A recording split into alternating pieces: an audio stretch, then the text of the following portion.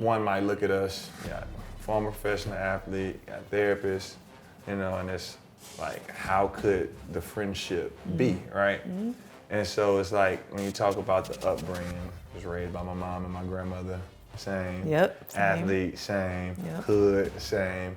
Sport, but then we come to this place of mental wellness. I was raised by my mom and grandmother. You were raised by your mom and grandmother. We have this connection around sport. But then we also, we talk and laugh about those things from our childhood that we still do as adults, that or usually, don't do, whether we learn the right lessons or not. Being a therapist, being trained in that way, that like, I'm still not this kid from New Orleans, from the Lower Nine, and like, that is me. Like, we talk about the foods we still eat and the foods we can't eat. And, I think that always makes for great conversations, and that people don't even recognize the connection around having a good friendship and the benefit to people's mental health because of that. When you look at, she's a doctor, so she's supposed to be this, and he's a professional athlete, and he's supposed to be that, because like I expressed with you, a lot of when I first got to the NBA, a lot of my uneasiness and anxiety came from trying to be what I thought I was supposed to be when I'm really just this 19-year-old kid from the bottom of Baton Rouge, and it's like, I'm trying to be this professional athlete, I'm trying to be this business guy, I'm trying to be all of these things that I've never seen anyone be. Right. At all. At all. I've never seen anyone be these things, and yet I'm like trying to do it, and it's causing so much. And it's like, I know you can relate with like just being a doctor, being a black woman doctor, and it's like, I have to walk these lines, or so I think. Right. And I don't think people understand how much tiptoeing that a lot of people have to do, and so like that is a lot of relatability as well. I think a lot of people will assume that there is a right way to do this stuff that we've done, right? Like you said, you didn't know how to be a professional athlete. You was an athlete, you were you, and you became something, but then there was the idea that you had to then do it a certain way. And I think I felt like I had the same thing, whether that was in school, even going that far into school, right? Like I don't have anybody still in my family that has a PhD, and so I didn't know how to do it right. Luckily, my mom was a teacher, so that helped to know maybe how to navigate educational systems, but then we both came from systems that weren't the best, and so we made do with what we had. And so then when I get in spaces now, whether it's to talk about mental health stuff or teach other people how to think about it, I don't always know if I know what I'm doing still with all of that. And that's part of this too. Like you don't know. Yeah, I think it's, because like you say, we learning, right? So it's things that we may feel like we should have been exposed to earlier, but our parents didn't know. Like they didn't, we talk about, they didn't have the time to take out for their mental health or their, or even thinking it's a thing, because this is just the way of life. This is life. So even for me, I know like when I learned that, you got people you go to I was in the NBA, and I think it was a struggle too, because they had a team therapist, and I never went to him in Chicago. I think I may have went like 1 or 2 times in my 4 years there. But like that was even my first time really being exposed to someone who did that for real, right? So my stigma of therapist was a shrink. Like you sit on the couch, that's where the crazy people go. And I'm gonna have my glasses and a clipboard, and you're gonna lay and tell me like your deepest, darkest secrets. And it's not like that. It doesn't have to be like that, at least. Yeah. So you mentioned having this experience, right? When you first got in the league, maybe you didn't go a lot and use it a lot, but you did. Was it good? Was it bad? How was that?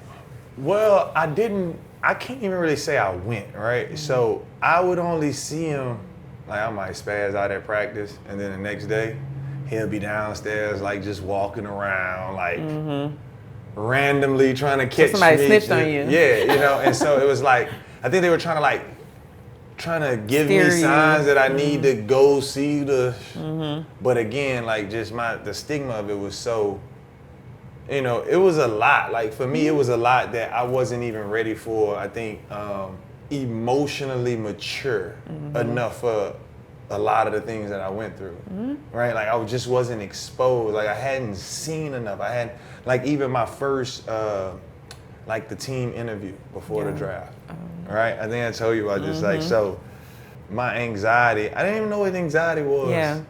I just had, my nerves was bad. I needed a cigarette. I didn't feel right. Right, I didn't feel right, you know, but like, so I got the head coach was there. That was Sky Skiles at the time, you know. I think Sky had some great seasons, but I remember him because he played with Shaq in Orlando, and he had like 30 assists one game. It was just crazy. Then, of course, the GM at the time was John Paxson, number 5. You know, 5 is the GM. Like, I get to meet 5 in real life. As a kid, I grew up watching 5. Like, his name in the hood was 5. Like that's who this is. That's his name. Like, he had a nickname in our hood. Like, he was a white boy with a nickname. It was 5. Like, you knew they was talking about John Paxson. If 5 hit a big shot. Like, you know, this is before I knew about Suwu gangs and all that stuff. Right?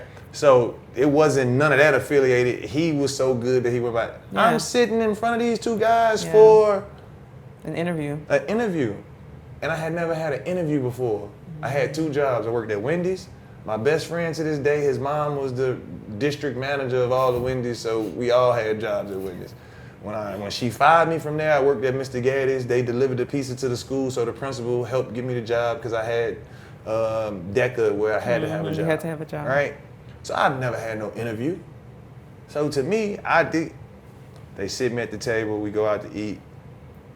It's like plates on top of plates, and then you got some bowls on top of the plates, then you got these nice crystal glasses, and then you got forks over here and spoons, and then you got another spoon right here, then you got like 2 napkins. And I was so nervous that I just ain't eat. Yeah. And I think at one point I dozed off, and like I remember them like, Scott was like, is he asleep? And I kind of like shook back, but like my anxiety was so like I couldn't eat. Yeah. And after, I never forget, I went back to the hotel, and it was a Jewel Osco across the street, and I walked, and I got some lunch meat sandwich. I got some bread and some lunch meat and made a sandwich. And like, cause it was the menu was crazy, and so like even then, I didn't know like what was going on or how to identify, and that was a perfect time for me to follow up with the therapist there, but it was like one of those situations that I didn't know what was going on. I didn't trust him. Right. I'm just here. Yeah. You know, and like that was me leaving home by myself. Like, you know, I was on that trip by myself. So it was like, this the first time. Yeah. And it was like, I thought I kicked the bucket. I was just like, I messed this one. I messed it up bad, but it didn't. It worked out. I would say you didn't. Well, and I think that's the thing that people don't realize is those types of experiences is where we have some of our first experiences around like our mental health being something that we don't even recognize we have. Because mental health for people feels like you either are doing good or bad. Like that's how our moms and grandmothers would have said it. Like, you doing good today or you feeling bad, you know? And so anxiety, like you said, that you didn't even know to call it that. You just felt out of place, honestly. And I think that happens a lot in everyday experiences for people. I mean, I feel I have that even now. Like sometimes I'm like, I don't belong here. Like I got all these other people around me that might be, you know, much older and they're called doctor. And I'm like, I mean, I am too, but it doesn't feel right. And then where do you take that anxiety? Like, what do you do with that? Like to even, you didn't want to ask, like, which fork do I use? Which, you know, you were just like, I'm just going to do my best. Yeah. So, yeah, and I guess it's like that. Like, you know, we talk and it's like, okay, we've had these experiences, but then we always think back to like our people, our like, so it's like, what is that? You know, if you don't, like, what do you do? And like, what are the next steps when you can't identify what you feel? You know, like, luckily for me, the next day it was roll the basketball out and here, let's see what you can do. I'm comfortable. I'm more than comfortable on this court. That's your world. But if y'all take me to dinner, you will not want to draft me. I promise you. Yeah. You know, and it's like one of those things, like, you know, transitioning out of your comfort zone. A lot of my experiences came from lack of experiences. Yeah. You know, just not understanding or really knowing how to handle situations. Mm-hmm. You know, like even as a kid, like you hoop on the park, everybody got hoop dreams, mm-hmm. you know, but man, outside of the drug dealers, what I saw, if you wanted money, you better go to the plant, all right? Like when Nene and Manny moved out the hood and they moved to Mayfair, before it was anything, like that was the best thing to us. Mm-hmm. The pizza man delivered to them, mm-hmm. right? And so like even when you think about that mindset growing up, it's like, I just want to live somewhere where the pizza man delivered. Yeah. Like basic. I couldn't wait for Nene to come get us. I know we're gonna have to cut grass, we're gonna have chores to do and all this other stuff, but it's okay. Yeah. Because man is gonna order pizza and they're gonna bring it to the house. They're gonna actually come to the house. They're gonna come to the house and deliver it. Yeah. You know, and so it was like little things like that as mm-hmm. a kid meant so much. Mm-hmm. And so, you know, when you get to these situations that you may have dreamed of, but you didn't see as a reality. Oh no. Right? Because where would you see it? In 2004, LSU asked me to walk on. In 2006, I was the number 4 pick. Mm-hmm. So I could be like, oh, I ain't know I was going to the NBA. That wasn't a dream, a reality dream of mine. Mm-hmm. My reality dream was use basketball, get to college so you could go work at the plant. Yeah. That's what I saw. That was the end I didn't goal. want to sell drugs. I had those opportunities. That's not what I wanted to do. Mm-hmm. So in my mind, all my only options from where I'm from, what I see, is the plant. Yeah. Not knowing that they got millionaires walking around town right by me. I don't know that. Mm-hmm. You know, because you don't see it. Yeah. So I think, you know, for me, you know, I'm not sure about you, but I know for me, my biggest thing with my experiences because I didn't have any. Mm-hmm. So it was like the new experiences caused so much added to what I already had experienced. Yeah. You know, so. Yeah. No, I definitely agree with what you said about sometimes you learn more about like what your experience is by not having, like the lack. And so I think for me, being able to see my mother and my grandmother work hard, sometimes excessively hard. I felt like now, I especially feel like they were working real hard. But like, I didn't even know that, I mean, we were poor, but I didn't know. Like, I just thought this was my reality. Like, I mean, I grew up, I lived on the last street in the lower 9 of Orleans Parish, Dubrell Street. And there's nothing there. We literally, across the street were horse stables for St. Bernard Parish, I think for their, like the jail, like, you know, for the space that they had. It was just this big open field. And my grandmother was a housekeeper at Dillard University for 30 years. She always worked. She worked in Hartsel Hall, I'll never forget. And as a little girl, when my mom had to work, I went to work with my grandmother, and we got on the bus, like we rode the bus to work, rode it back. And those are things that, again, I just saw, well, this is our life. Like, this is what we have to do. This is how my grandfather passed when I was, I think, 4 months old. So my grandmother became a widow. She had to figure out what to do. My mom, who of her siblings, she's the only one that went to college, but was just getting sort of her life and career started before having me. So we just in this house, we winging it. Like, you know, we're just like, we're just like less, and I'm saying I didn't help, but like, you know, being able to like know they were doing what they needed to do, working as the women that they were to figure it out. And I had no clue of probably one, how hard that really was for them. And then to have those experiences of like, you know, you and I talk about food a lot. I don't know why, but we do. Like knowing that, to this day, because of not having a lot, Vienna sausage and potted meat, that's like still some of my favorite foods. See, I'm not eating it no more. I am. I don't care. Potted meat, Vienna sausage, sardines, I'm not eating them. Sardines, we ain't had it. Nah, I'm just not, but it was a staple, you know? And we laughed earlier, and you made me realize, like, I have sort of a bougie palate because my grandmother was a housekeeper. She was at Tridelta my whole life until I went to the league. So, you know, we usually ate whatever they ate. So that was pasta salad, chicken cordon bleu. Yep. You know, at the time, I didn't know what that was. It was, they got the chicken with the cheese and the ham in it. I want that. You know? And it's free. It came home, right? It came home. You know, like literally so like when you say like, this is life, right? That was life. Yeah, that's what it was. Granny coming home, she gonna bring some white boxes.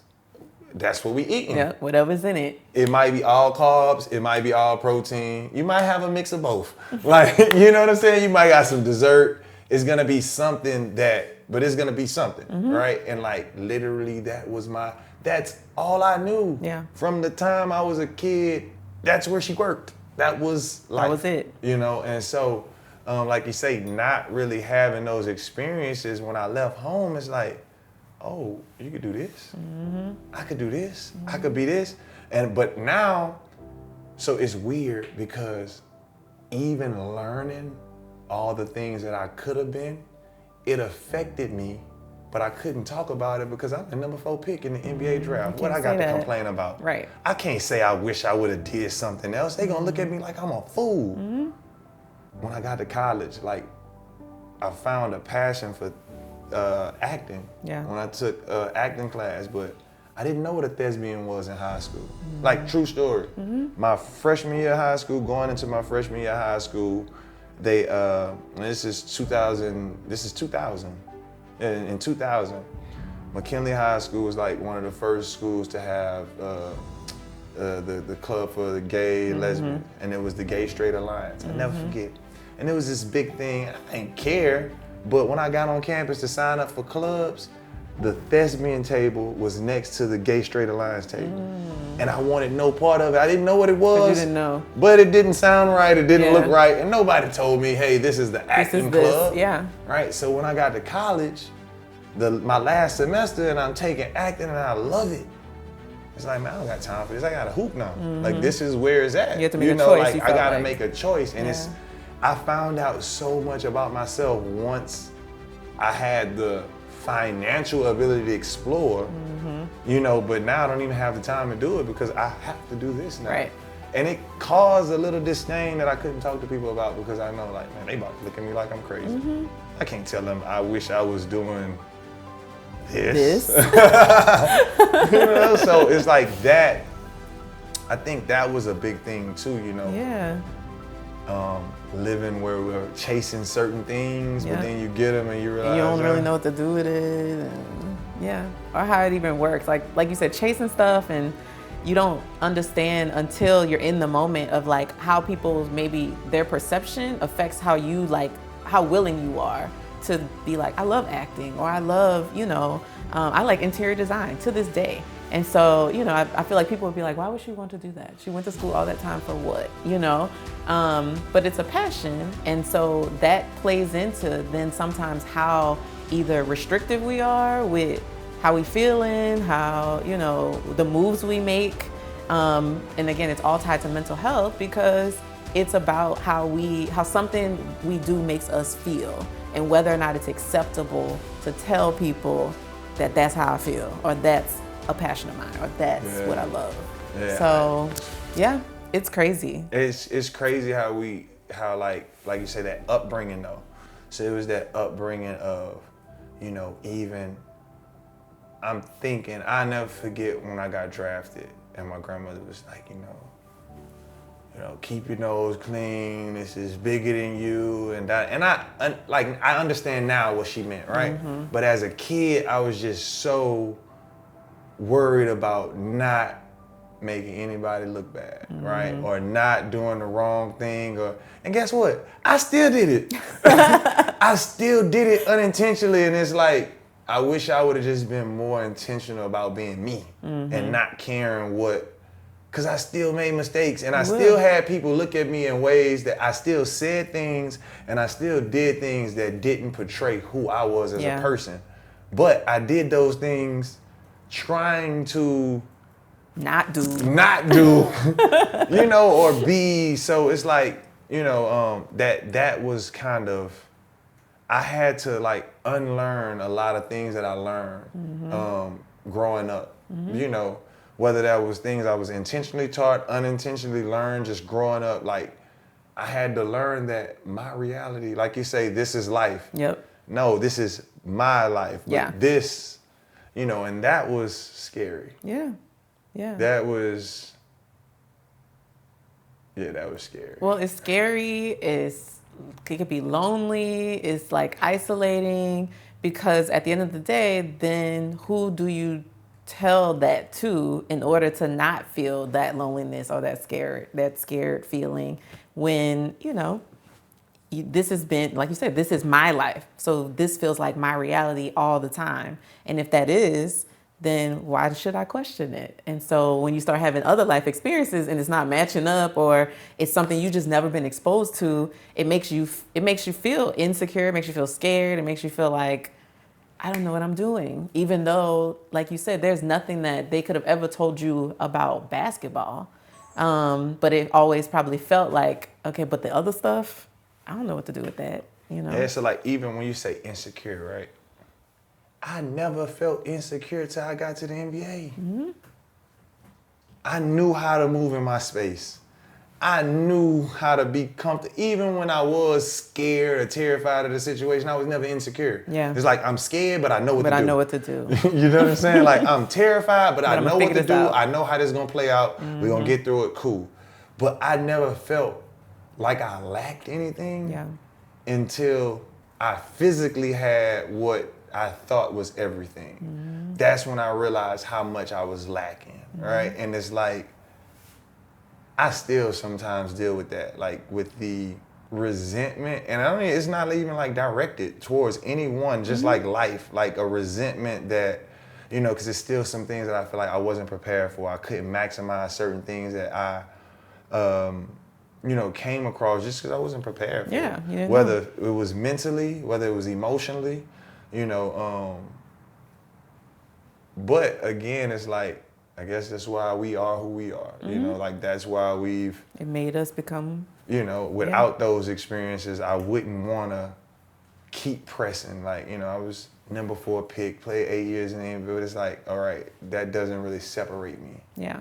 You're still you. Like, I want to separate. So it's like, what more can I do? And I think that's from an upbringing thing too, but I've kind of figured out how to make it instead of what more in a, like I gotta be successful type, but it's like the passion field now, the driven, like what more can I do in that passion to separate myself, and so that goes back to more of like the orange cloud, right? What can I do with my experiences that are passion filled, but separates me, right? So I can be vulnerable. I can share my experiences knowing that not only athletes, but you're not an athlete. We have a lot of, we're in our generation, I think, is doing a great job of separating themselves from what we were taught, culturally, even economically, we're doing more, but I think also like, and my stories aren't different, but I know I have that vulnerability to say, look, you ain't the only one feeling this. Like you're letting them know, look, we're going to different levels of this education where our people haven't been. So we figuring it out. Like I literally, a few weeks ago started using the hashtag, I'm winging it too. Like, because everything we're winging it. We are. Right? Like we winging everything. We're trying to change these cycles and change the trajectory of life. So we winging it. I don't got no blueprint. You might got it. I don't have the blueprint. If I had it, I would sell it. No, but I agree. We are winging it based on the fact that we, like you just said, we're the generation that is trying to do something differently, but maybe still don't fully have all the tools and know how to do it. And so you kind of like, man, I don't know, but this is what I'm gonna do, and part of being in this position as somebody being more vulnerable, as somebody being more intentional, it makes it easier, obviously, for people coming behind us, but even in this moment of, we're still learning, growing. Like you said, you're redefining what it means to be you, and what that means as far as like success, and what that means to connect back to the parts of you that made you you in the community, in the things that you choose. And I feel the same way. And I think so many of us are in that same spot, like just trying to figure out who we are, but how can we at least use those experiences? They don't go to waste, right? Like what we went through, the feelings where we were insecure or embarrassed or whatever, we made a wrong choice. Somebody else won't have to do it in that same way because we didn't have the tools. Right. And I think, like you said, I think it's just about trying, right? So even I laugh. It's like this generation I've been seeing, like, you know, we talk about the upbringing, and it's like the buckle with the parents and the elders, right? And it's more of like you say, we don't want to hold that. You guys had, like, because even knowing that, I used to have a lot of resentment, but now it's more of that grace because I understand how hard it is for me to heal, right? Yep. And so like my mom and my grandmother, I put myself in that situation. You take care of these kids, you working 2 and 3 jobs. Motherfucker, what time I got to go sit down, self-care? I got child to care about, you know what I'm saying? And so it's like, but understanding how important that is, right? Like we have to make that time. So like now as a, you know, my son will be 2 in April, I have to make sure that I'm taking care of myself so I don't fail him. Right. You know, and again, it's just trying to rewire what we've seen and what we've learned, because I've experienced the money and the fame, and I know that it ain't do much for me. Yeah, it's not enough. It's never gonna be enough. You know, and so I think that's, you know, even as we talk and we go more into these conversations, you know, not even from, you know, your perspective, not from the laying on the couch. I think that too, you know, I want to help break that stigma of mental wellness and mental health. It's not just it's the intention behind, you know, what we're doing, you know, being able to have these hard conversations, being able to have those hard conversations with the ones you love, and even if it doesn't get that understanding, like boundaries and just, you know, like everything that we've learned that may have been disrespectful. You know, like when I have to tell my grandmother, hey, my baby doesn't eat that. Like, I don't want him eating that, right? Now I know it's still gonna happen. Yeah. Right? But we also now have an understanding that it's not disrespectful for me to tell you how I feel. Right, or it's boundaries. It's boundaries, right? So like, even the importance of setting those, you know. And I kind of learned, I literally remember the first conversation we had because I was enraged. Like, you helped me set boundaries with loved ones. And that was like one of the hardest, and it's still hard because I know it doesn't always come off. And I'm only saying that because of how... Right, the perception of disrespect, right? Yeah, so when you're telling your grandmother, your aunt, or your mom, or your uncles how you feel, it's not, I need you guys to understand this. You know, but I know you definitely, like, we had that conversation. Yeah. Above the weight room, I never forget. Yeah, we did. And I mean, I think, and like you said, part of it is knowing that we all have probably had to think differently about that, and how do we connect to the people that we love in a respectful way, but also respecting yourself to have boundaries enough to say no. You know, my mom tells my family all the time, if you ask LaKeitha to do something and she says no, don't go back to her and ask again, because her no is a no. Like, and that wasn't always me though. And so I think even in her being my mother and recognizing who I am now, like, you know, I wasn't that kid. I would be like, yes, mom, let's do it, whatever. But when you start to care about your mental health, when you start to know, you know, what helps you function in the best way, even those people you love sometimes got to get that no.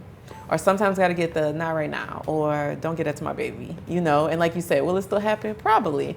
Do I say no to my mom all the time? And does she maybe circle back and be like, but could you, you know, your auntie want this, you know, and like this sort of thing? She will ask again, but she also understands that I still may not comply, and that doesn't then have to damage our relationship. And that's something we don't, like community-wise, we don't think. We don't think we can put the boundaries in and still keep the people that we love. Will they like it? Especially grandmas and moms? No, like they won't, but that love won't change, but nobody tells us that. So we still just assume like, oh, I guess I can't say nothing, or I'm gonna just have to go with it. And that it don't have to be like that, so. Yeah, I actually, me and my grandmother have our little spat sessions more now than we did as a kid, because it's like, I love you more than most. But now you can't keep doing it. Yeah. I didn't like it This then. has to stop. And I don't like it now. And the difference now is I can drive off. I can go to my own place. That's true. I don't have to come back. But you don't want those. It's like with those people I want you to just respect this boundary. Right. That's it. Yeah. And like you said, I think that I've noticed through conversations with other friends, like this is one of the things that our generation is dealing with heavily. And I think it's important that we find those ways to set those boundaries. Like for me, I instantly became the caretaker in a sense. Like literally life changed in May of 2006. We had a disconnect notice for the lights, and in June I'm a millionaire, right? And so it instantly changed. And as a kid, even before the money, I always cared to make sure everybody's okay, like just checking, just genuinely checking.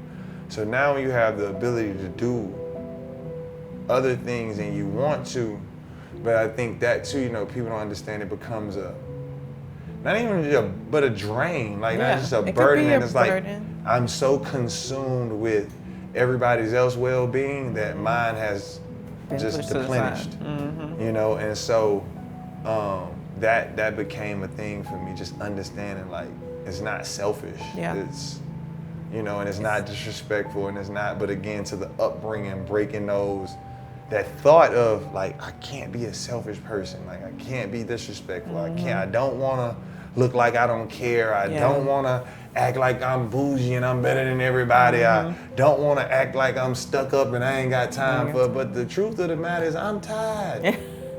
Yeah. Truth is, I'm tired. I don't want to, or I don't want to. Or I just don't want to. How about that? And that took so long for me to just be okay with saying no. Yeah, and I think that's an ongoing thing. Like, my no has gotten stronger over the years, but yeah, it's hard because you don't want to lose connection to people, but like you also just don't want to lose the parts of you that feel like, well, this got me here, so if I'm changing, am I turning my back on who I am or who I was? And the answer is no. You're becoming like a better version of yourself. And I mean, I have to tell that to clients, but I got to tell it to myself a lot. Like navigating the spaces that I now have been able to just by building a career in mental health, I'm like, there are things now that I'm like, I got to say no, or like, that isn't acceptable, or, I do have a thought about this, and being able to express that and not feel anything about it. And so people they might not like it, but I'm cool with that. Yeah. I think too, for me, because I was gonna ask about, just as you grow, right? Like, so as you grow professionally and then as you grow personally, like I know for me there was this it's like this line you're trying to play with, and nobody told you that you had to play with this line. It's all stuff that you've made up in your head based off of what you've seen. And it's like, okay, like for me, it was like, okay, I gotta keep it real, but I gotta be me, but I gotta be perfect. Like, nobody ever really told me all that. No. Like nobody said you have to be this, but it was like this thought in my mind. So I guess I want to ask, like, and I can't relate to the black woman, but I understand, the spaces, how they have to move, how you ladies have to move in spaces differently. Like, how does that, especially now, we're grown and we understand the game, we understand how it's played, and then still having those ties to your upbringing, like how does it affect you at times of just like trying to move in those spaces personally and professionally? You have to put a little bit of, your ego aside, in the sense of knowing that if you don't know how to navigate that space before you get there, like the only person that would have the expectation that you would is you. Even the people who are in that room who like feel super confident about being in that room, there are many times where for me, I'm like, all right, what are you doing, LaKeitha? Like, what's the need? What's the ask? What's the thing you're going in this room to do? And again, we talked about this, like I don't have a lot of people to ask that to. So part of it is like knowing that being myself is always going to be the most important thing.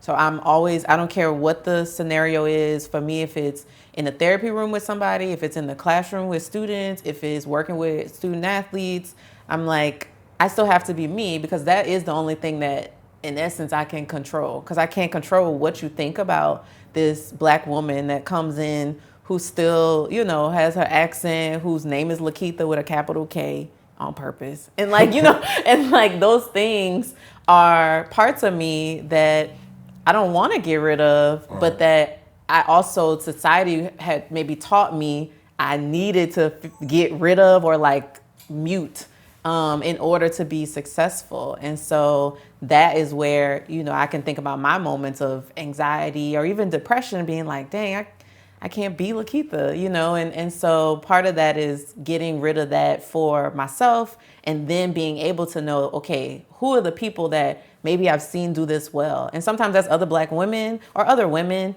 And sometimes that's some of my like Black male friends, like watching how, because, men, y'all move different. I don't care how you identify. Like y'all walk into rooms like whatever. Now there's cultural stuff as a Black man, I know, because I don't know that experience either, that might make you feel like, all right, how do I walk that line? But in most cases, for me as a woman, I'm like, I just need to have the confidence of a man, So I'll say that to myself, to be like, walk in the room the same way that you just watched this dude walk in. He don't even know. Like, you got the answers. One of my mentors tells me that all the time. She's like, you're the person with the answers. They hired you in that role for that. Act like it. But I think the challenge, which is like why all this is important, is like, I don't know what always acting like that looks like, because I didn't see it. Right. And I'm the only person in my family that works in like the mental health world. And in Black families, it's like, why would you choose that as a job? Like as a job, or go to school for that many years in that. Like, what is that? I don't think all of my family still understands what I do. I don't. And so I think because of that, I've had to just be comfortable with the discomfort of like not always knowing how to tackle every single space I have to occupy, but also then knowing like, okay, well, we're going to figure this out and we're going to still do it our way. And I think that's the key. That has been the key thus far.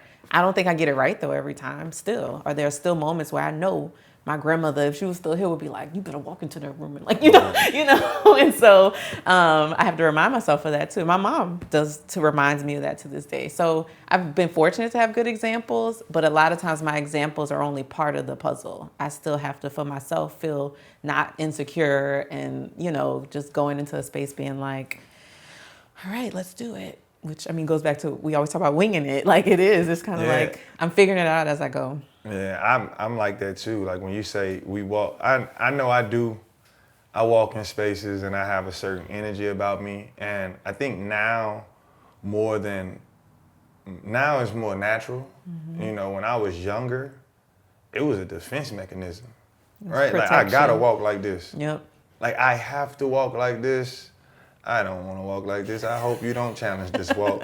Like, what I'm saying? But over time of continuing to walk like this, now I'm becoming this. This becomes right. And so now it's like, come on and challenge this walk if you want to, mm-hmm. right? And so it's like, I kind of to balance those insecurities, and I think that's why it came out wrong sometimes. Like when I was playing and I'd have so much aggression, or I would get in off the court situations. It was because I had walked in this light for so long, and now to encompass this light is like, I ain't ready for this, but I know which jacket to put on to walk down the street. I can go get this jacket and I can go anywhere. And that's it, right? Now this is the survive jacket. This is not the.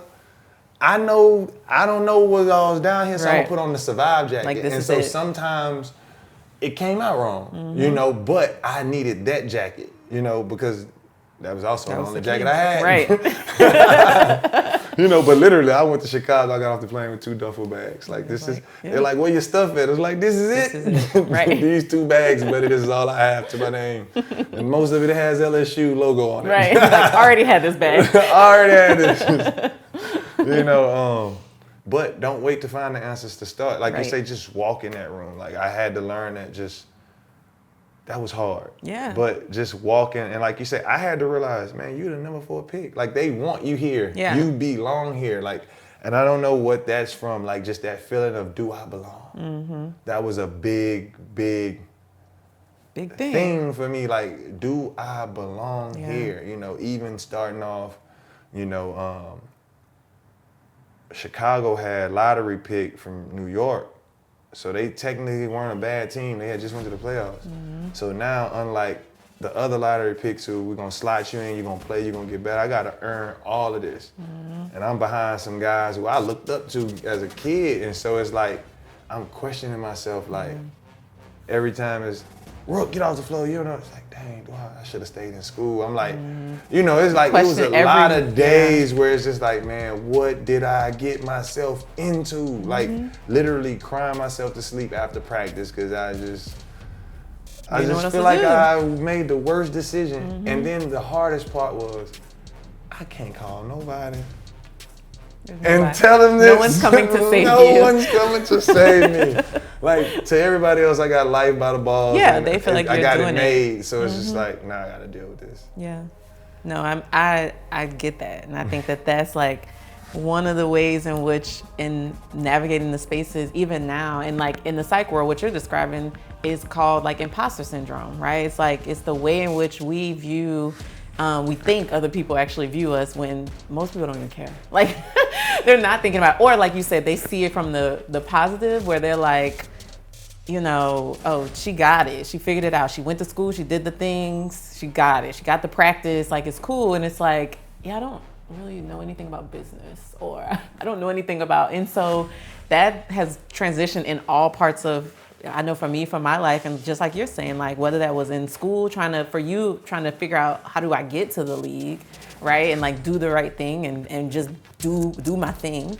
And then for me, it's like, all right, I did the school thing, but like, I want to include sport in my life. Like, how do I do that? Because that's not really, I'm picking like 2 things working with people of color in sports that's like, you don't just break into that. Right. And like, I had nobody really to ask. And so I think imposter syndrome sets in because then when you find yourself in it, where now I'm like, I've worked at every level of sport, like, you know, collegiate sport, pro sports, and there are comparisons, but in all those spaces, I've had moments where I have doubted, like, are you really built to do this? And do you know what it takes to do it? And do you have it?